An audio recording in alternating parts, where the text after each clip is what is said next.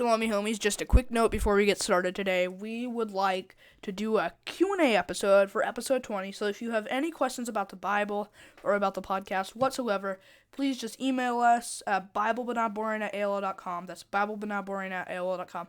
You can find it in the show notes on any episode. Also, if you would like to comment on Instagram or on Spotify, we promise we'll respond as long as it comes through properly. So that's the message. Please be part of the question and answers episode of Bible But Not Boring, episode 20. All right, let's get started.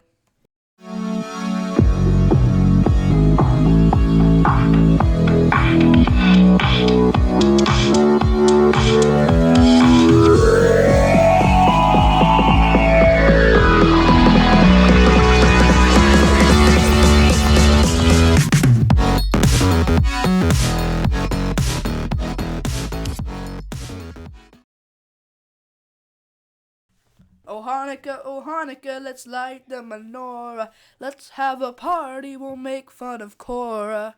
Alright. Okay, look.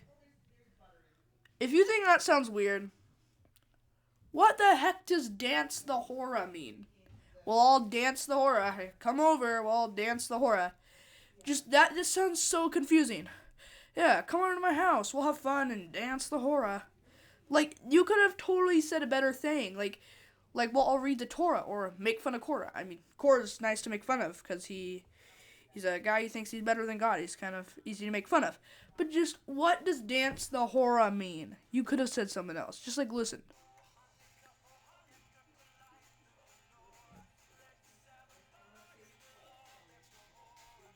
Alright, so I looked it up. It's a Israeli dance. So that makes a lot more sense. But I just remember, in my childhood, when we're listening to the Hanukkah songs, light the menorah. It's like they don't know what to say. Yeah, we'll all dance the hora. Come to my house, let's dance the hora. Didn't make any sense. It just sounds like some gibberish or something. If you know what I mean. Well, anyways, happy Hanukkah, everybody that celebrates. If you don't celebrate, and you're curious on what Hanukkah is all about, also, welcome to the podcast. Or if you're just being nice and stopping by, also welcome to the podcast. Thank you, everybody who listens to the podcast. This is episode 17. This is a bonus episode. This is just me today. Welcome, and let's get started. So we're looking a few hundred years before Christ, I would believe. And the Greeks have taken captive the Israelites. And King Antiochus III, who was the king, allowed Jewish faith. But his son despised the God of Israel. And King Antiochus IV, Epiphanes, had a few decrees that played out and literally eliminated Jewish faith. This decree was basically not to do anything that God orders. Basically, can't observe the Sabbath, can't circumcise, you have to eat pork, and they turned the temple into a worship place for the sun god, Apollo, and then, just to anger the Israelites, they would literally sacrifice pigs on the temple. Oof. Now this is what led to a revolution. Yeah. This got serious.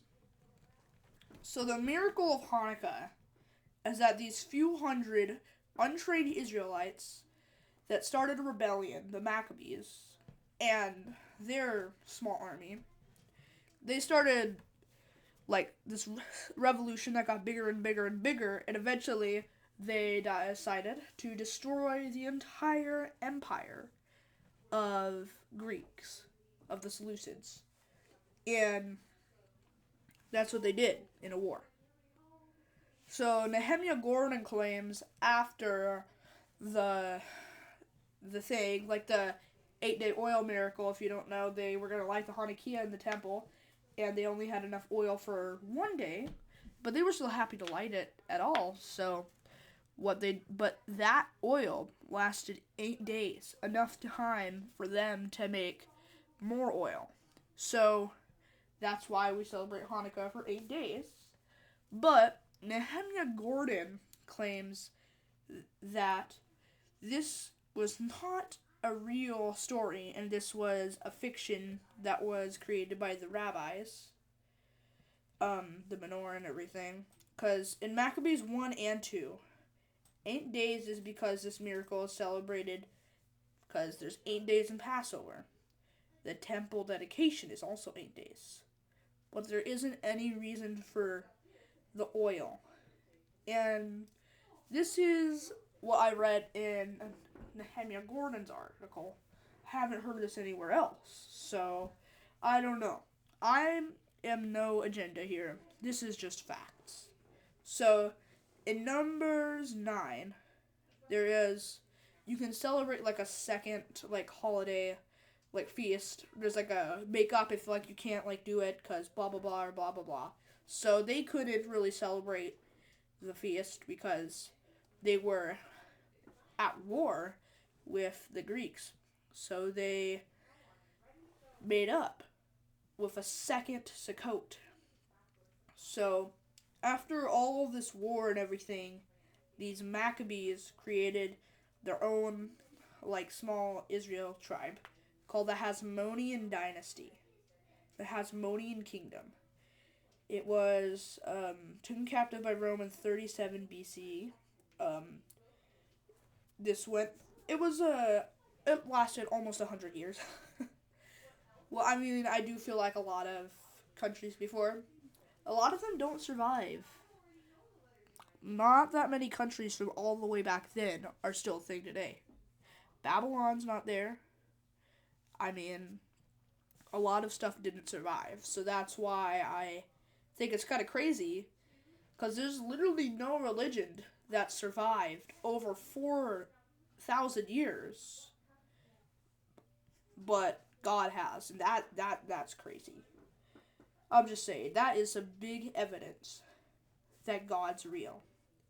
So, Julius Caesar took over the Hasmonean dynasty because it was affected by lots of power struggles. And a huge empire eventually took them over. Julius Caesar, he did allow Jewish worship. So it was okay. But I mean, it's still sad that they were taken over.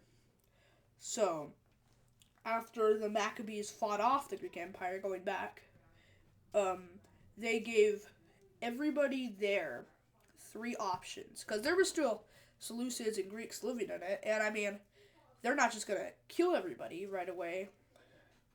They gave them 3 options.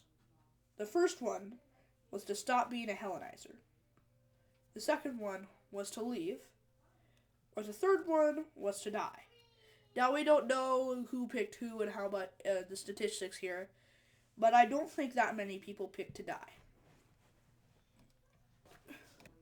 In my opinion, the miracle of Hanukkah and what makes it worth celebrating, in my opinion, is that a small Israelite rebellion that was untrained soldiers defeated off the entire Seleucid Empire, Greek or Seleucid Empire.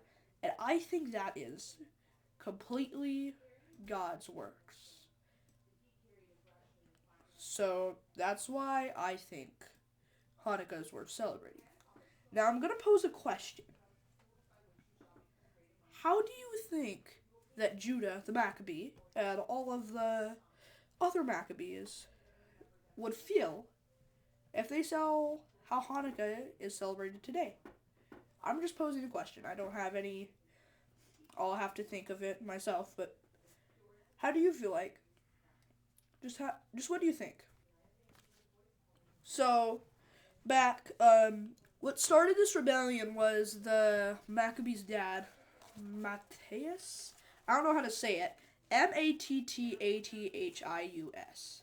He was ordered to bow to a pagan god by a Greek Seleucid soldier.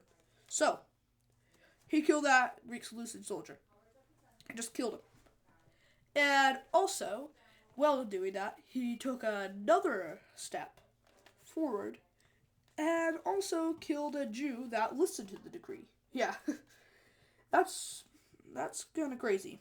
He had a big opinion on what was right and what was wrong. What he thought was right was, well, Judaism, and what was wrong, literally everything that the Seleucids were doing. So that is how it started, and then his sons, Judah mainly, did the war, the rebellion, and eventually they fought off the empire. But after that, they had to deal with all the Greek Seleucids. So I told you earlier, they had three options to either stop being a Hellenizer, or they could leave, or they could die. That's what I was just saying. So those were the options, and that is the miracle of Hanukkah. Thank you, everybody, so much for listening to my short bonus episode, and have a good Hanukkah, whatever. I don't know. How am I supposed to say it?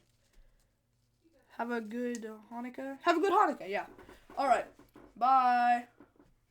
I will think of a sign-off later, but for now it's bye. That seems like the most appropriate sign-off. And thank you so much for listening, also. Alright. I'm sorry. It's kind of embarrassing. It's like kind of uncomfortable to just... I don't have a sign-off. I should think of one.